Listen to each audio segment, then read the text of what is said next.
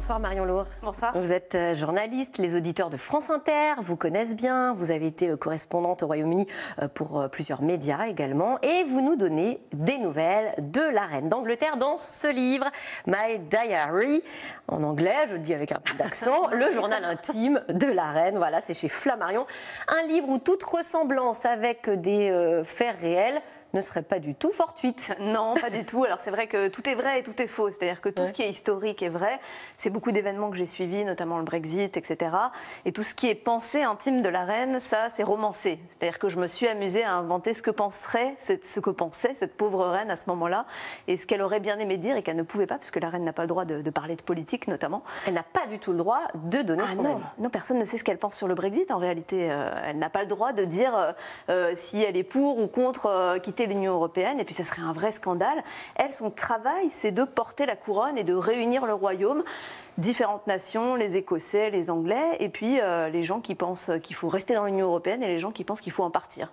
Alors on s'inquiète de son état de santé ces derniers jours. Elle a été hospitalisée la semaine dernière. Là, on vient d'apprendre qu'elle ne sera pas lundi à l'ouverture de la COP26 à Glasgow.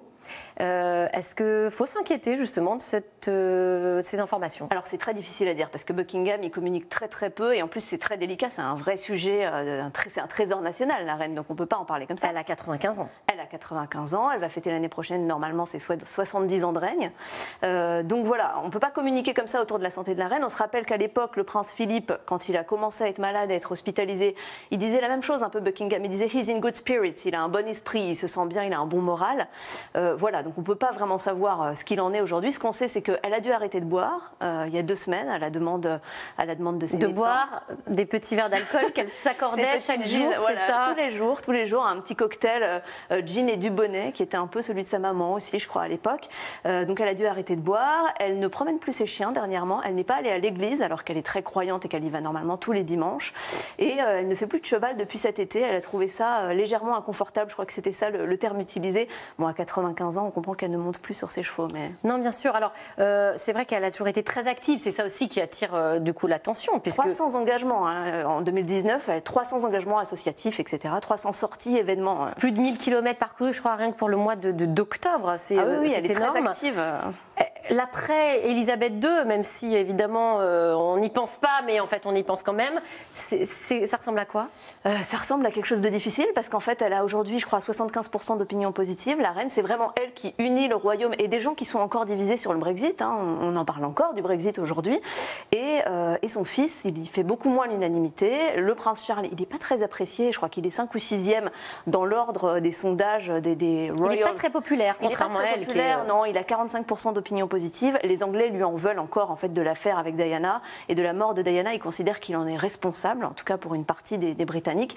William est plus populaire, par exemple. Mais c'est pas William qui va monter sur le trône. Et normalement, le prince Charles n'abdiquera pas. On n'abdique pas hein, chez les Windsor. Normalement, ça fait toujours des scandales.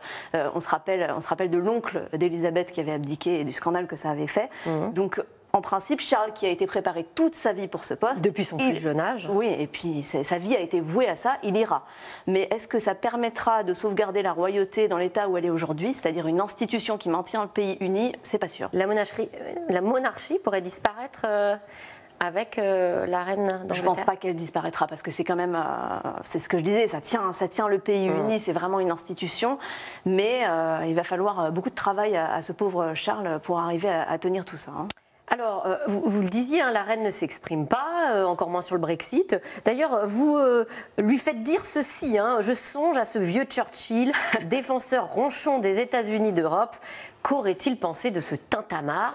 Parce que c'est vrai qu'elle n'a jamais donné son avis. Alors, des observateurs aguerris, dont vous faites partie, remarquent certains signes.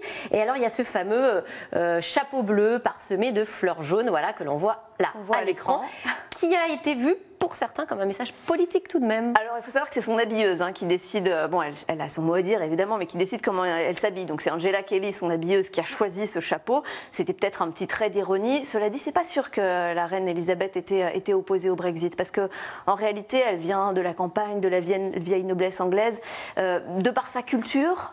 Peut-être qu'elle y serait favorable et qu'elle serait plus favorable finalement à l'alliance avec le Commonwealth, avec tous les pays, les anciens pays coloniaux du Royaume-Uni, plutôt qu'avec l'Union européenne. Mais on ne sait pas en fait, elle n'a pas le droit de le dire et si elle l'avait dit, ça aurait mis le pays encore plus à feu et à sang qu'il ne l'était à l'époque. Vous parliez de Angela Kelly, c'est donc son habilleuse. Ce sont des personnages de l'ombre qu'on découvre dans votre livre et qui existent vraiment autour de la reine, bien sûr.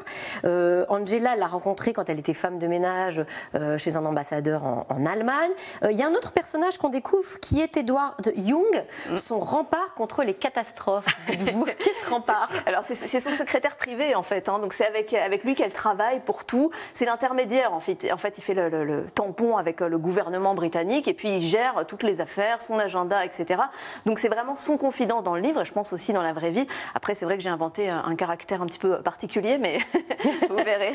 Oui, il faut le lire pour le voir. Bon, on voit bien qu'elle n'a pas une minute à elle. Elle est en permanence attachée à des responsabilités, des rendez-vous, des réceptions. Mais est-ce que, je ne sais pas, on peut l'imaginer, c'est ce que vous faites, vous l'imaginez rêver d'une soirée au calme, lever sous sa couette, dites-vous, avec une boîte de chocolat, voilà, à regarder la série The Crown, bien sûr, cette fameuse série sur la monarchie. Oui, c'est vrai qu'effectivement, elle a beaucoup d'engagement. Elle est vouée, en fait, toute sa vie, c'est le devoir. Et donc, elle est vouée au pays. Et elle a sacrifié, y compris sa famille, sur l'autel du devoir et du maintien de la monarchie.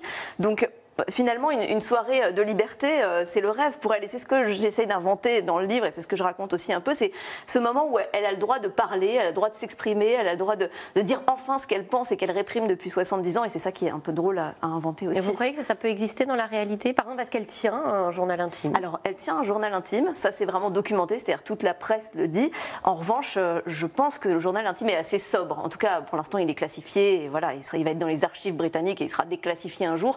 À mon avis, c'est plutôt aujourd'hui j'ai rencontré telle personne. Là, c'est pas tout à fait ça. Il sera déclassifié, on pourra le lire. On pourra le lire dans quelques années, oui. D'accord.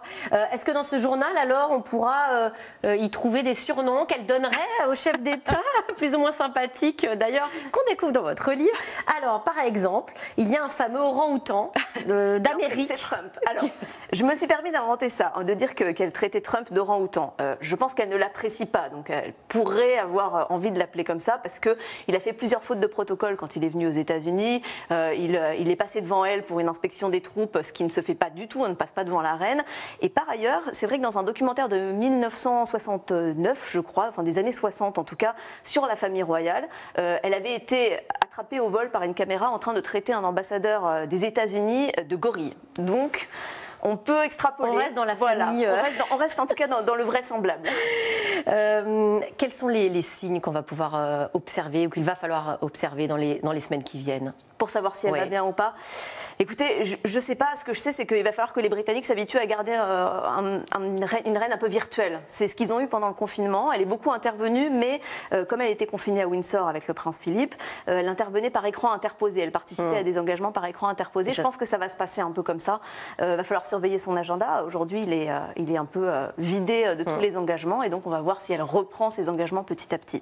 Eh bien, merci Marion Lourd. My Diary, le journal intime de la reine, c'est chez Flammarion, pour tout savoir des pensées les plus indicibles de la reine Elisabeth II. Merci à vous. Tout de suite, c'est dans l'air. Bonne émission.